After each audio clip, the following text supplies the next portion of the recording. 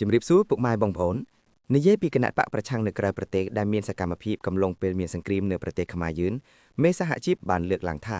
អំឡុងពេលប្រទេសកម្ពុជារងការឈ្លានពានពីប្រទេសជិតខាងគឺក្រុមគណៈបកប្រឆាំងនៅក្រៅប្រទេសតែងតែនិយាយបន្ទោសបង្អាប់បំបែកបំបាក់ផ្ទៃក្នុងជាតិខ្លួនឯងនិងតែងតែបង្កើតព័ត៌មានប្រជាភិទុតិដើម្បីកេងចំណេញនយោបាយចំណែកឯអ្នកវិភាគក៏បានលើកឡើងថាក្រុមអ្នកនយោបាយទាំងនោះតែងតែផ្សព្វផ្សាយព័ត៌មានបំភុនបោកគំឆោតប្រជាពលរដ្ឋនិងបំបាក់ទឹកចិត្តកងទ័ពការលើកឡើងនេះស្របពេលដែលក្រុមប្រឆាំងនៅក្រៅប្រទេសត្រូវគេមើលឃើញថាមិនបានជួយជ្រោមជ្រែងឬលើកទឹកចិត្តរាជរដ្ឋាភិបាលនិងកងទ័ពនៅក្នុងការការពារបូរណភាពទឹកដីពីសត្រូវឈ្លានពាននោះទេថែមទាំងបានផ្សព្វផ្សាយព័ត៌មានមិនពិតបោកបញ្ឆោតពលរដ្ឋនិងបំបាក់ទឹកចិត្តកងទ័ពដើម្បីកេងចំណេញនយោបាយថែមទៀតលើពីនេះទៀតពួកគេក៏មិនបានធ្វើសកម្មភាពឲ្យអន្តរជាតិជួយបញ្ឈប់ការឈ្លានពានមកលើកម្ពុជាក៏ដូចជាមិនបានចូលរួមបរិច្ចាគជួយប្រជាពលរដ្ឋជាជនភៀសសឹកផងដែរលោកសំសឿនប្រធានសហជីពពលកម្មជាតិកម្ពុជាមានប្រសាសន៍នៅថ្ងៃទី2ខែមករានេះថាក្រុមបកប្រឆាំងនៅក្រៅប្រទេសមិនได้ធ្វើសកម្មភាពឲ្យអន្តរជាតិដាក់សម្ពាធលើប្រទេសជិតខាងដែលបានឈ្លានពានមកលើអធិបតេយ្យភាពកម្ពុជានោះទេហើយក៏មិនได้អើពើពីសុខទុក្ខប្រជាពលរដ្ឋនោះដែរផ្ទុយទៅវិញពួកគេតែងតែនិយាយបន្ទោសបង្អាប់បំបែកបំបាក់ផ្ទៃក្នុងជាតិខ្លួនឯងនិយាយមួលបង្កាច់បង្ខូចកិត្តិយសរាជរដ្ឋាភិបាលនិងកងទ័ពហើយយកចំណុចទាំងនេះទៅអត្ថាធិប្បាយវែកញែកឲ្យអន្តរជាតិយល់ខុសមកលើរាជរដ្ឋាភិបាលនិងកងកម្លាំងប្រដាប់អាវុធដែលឈរជើងការពារព្រំដែនហើយព្រមទាំងនិយាយលើកជើងសត្រូវឈ្លានពានថែមទៀតលោកសំសឿនបានលើកឡើងថាហើយតែងតែបង្កើតនៅព័ត៌មានប្រជាភិទុតិដើម្បីកេងចំណេញនយោបាយរបស់ខ្លួនទៅវិញ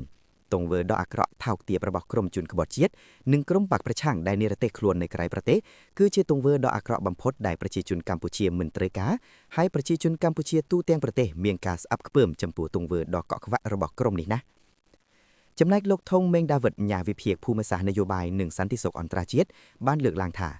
ចាប់តាំងពីប្រទេសកម្ពុជារងការឈ្លានពានពីប្រទេសជិតខាងចាប់តាំងពីខែកក្កដាមកទល់បច្ចុប្បន្នសមាជិកគណៈបកប្រឆាំងនៅក្រៅប្រទេសជាពិសេសលោកអ៊ុសំអានតែងតែបង្ហោះវីដេអូពាក់ព័ន្ធនឹងការឈ្លានពាននេះដែលជាព័ត៌មានមិនពិតនិងមានចរិតបោកបញ្ឆោតប្រជាជនខ្មែរនិងបំបាក់ទឹកចិត្តកងទ័ព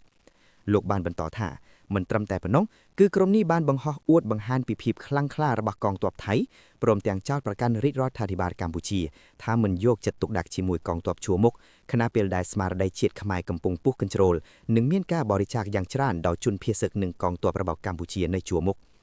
អ្នកវិភាគរូបនេះបានបន្ថែមថាការផ្សព្វផ្សាយម្ដងហើយម្ដងទៀតនៅរឿងរ៉ាវបំភុនឬបំបាក់ទឹកចិត្តដោយក្រុមប្រឆាំងនៅអំឡុងចំនួនកម្ពុជាថៃត្រូវបានគេយល់ថាមិនមែនជាសកម្មភាពចៃដន្យនោះទេប៉ុន្តែជាយុទ្ធសាស្ត្រនយោបាយដោយចេតនាក្នុងគោលបំណងបំបែកបំបាក់សាមគ្គីជាតិនិងបំបាក់ស្មារតីនិងភាពជឿជាក់លើរដ្ឋាភិបាលរីឯលោកបណ្ឌិតយ៉ងពៅអ្នកជំនាញវិទ្យាសាស្ត្រនយោបាយមានប្រសាសន៍នៅថ្ងៃទី2ខែមករានេះថានៅពេលដែលប្រទេសជាតិកំពុងទទួលរងនឹងការឈ្លានពានគឺប្រជាពលរដ្ឋខ្មែរមិនថាមាននរណាការបែបណានោះទេត្រូវរួបរวมសាមគ្គីគ្នាជាធ្លុងមួយក្នុងទស្សនៈមួយដើម្បីតទោនឹងសត្រូវឈ្លានពានលោកបណ្ឌិតបានលើកឡើងថាខ្ញុំមិនបានបែងចែកឬអើងគណៈបកណាទេក៏ប៉ុន្តែអានឹងយើងគិតទាំងអស់គ្នាទៅ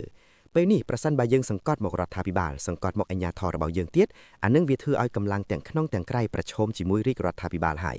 អានេះបានគេហៅថាអ្នកស្នេហាជាតិពិតប្រាកដមិនមែនស្នេហាជាតិពេលសត្រូវឈ្លានពានយើងបែរជាវាយប្រទេសជាតិខ្លួនឯងដែរដោយមិននិយាយចំឈ្មោះក្រុមណាមួយអ្នកជំនាញរូបនេះក៏សម្គាល់ថាមានក្រុមអ្នកនយោបាយមួយចំនួនមិនត្រឹមតែមិនបានជួយជ្រោមជ្រែងរាជរដ្ឋាភិបាលនិងជួយជនភៀសសឹកនោះទេតែថែមទាំងធ្វើសកម្មភាពប្រឆាំងរាជរដ្ឋាភិបាលនិងនិយាយហុចដងដើរឲ្យសត្រូវឈ្លានពានថែមទៀតលោកបណ្ឌិតយ៉ងទៅបានចាត់ទុកទង្វើនេះថា